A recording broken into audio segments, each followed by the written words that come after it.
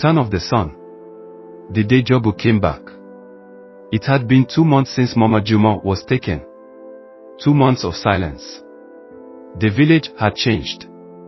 People spoke in whispers, kept their doors shut.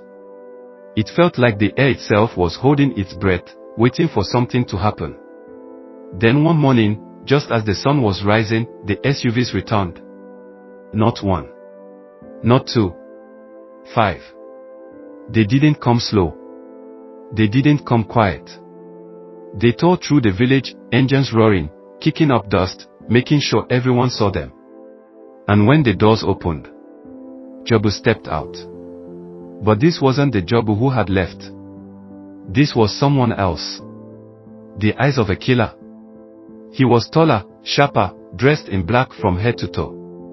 No more worn-out sandals or dusty shirts. This was a man who had seen things, done things. The moment he stepped out, the village froze. Not because they didn't recognize him. Because of his eyes. Jabu had always been the smartest one among us, the one with dreams too big for this place. But now, his eyes were dead. And the men who stepped out behind him, armed, silent, trained. This wasn't a visit. This was something else.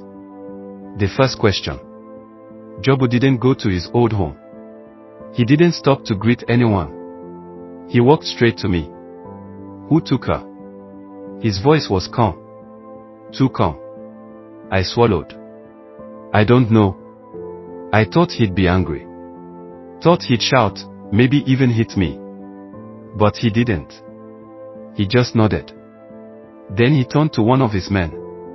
A tall, thick guy with a scar across his cheek. Burned the fields.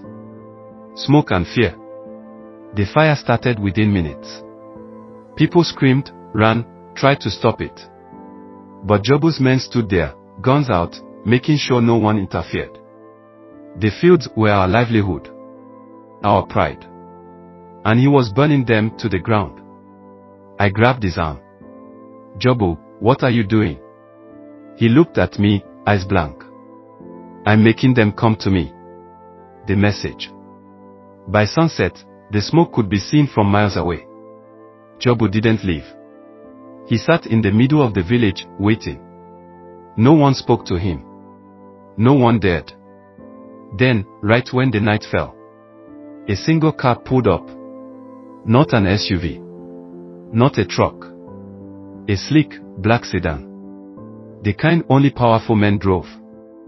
The back door opened, and a man stepped out. A man I had never seen before. But Jabu had. Because the moment their eyes met, Jabu stood up, his fist clenched. And for the first time since he returned, I saw emotion on his face. Hate.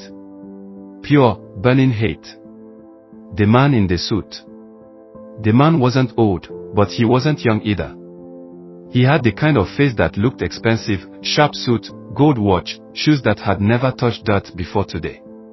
He smiled. Jabu, he said. I was wondering when you'd come back. Jabu didn't blink. Where is she? The man sighed, shaking his head. Straight to business, huh? No hello.